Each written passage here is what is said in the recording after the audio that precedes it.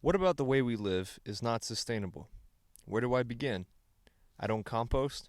I waste water. I use plastic bags.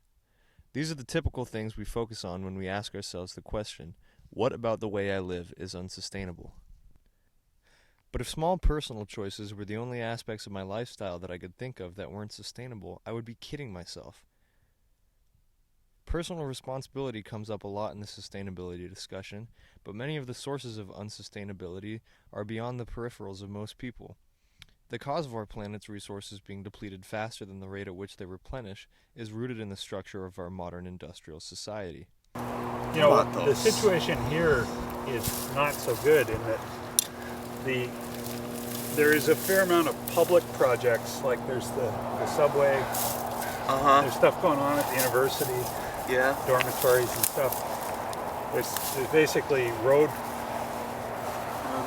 work, like road and transit stuff. But the private sector is just not very good at all. A large amount of our produce is grown in California and shipped all over the United States. The carrots that I'm munching on right now came from Monrovia, California, which is a whopping 1,146 miles from Seattle, just under the length of the entire western seaboard.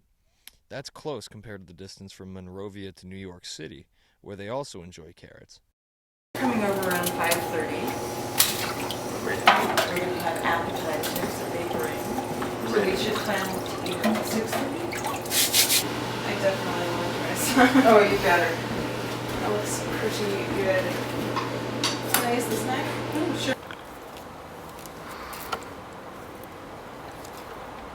Oh, that's not made for a lefty. La Catalina, Peru, to Seattle, which is slightly less than 5,000 miles as the crow flies. I wasn't privileged to the shipping route it took, but unless it was transported directly on a jet plane, the distance was probably greater than 5,000 miles. Those avocados from Peru, and even the carrots from California, aren't sustainable, even if they took the bus. An advantage to living in a first world country is that the wealth of consumers in our market makes organic, locally grown produce and animal products still lucrative for farmers to produce. Individuals, even in urban environments, can subsidize part of their diet with food that they grow themselves without worrying about starvation if yields aren't good.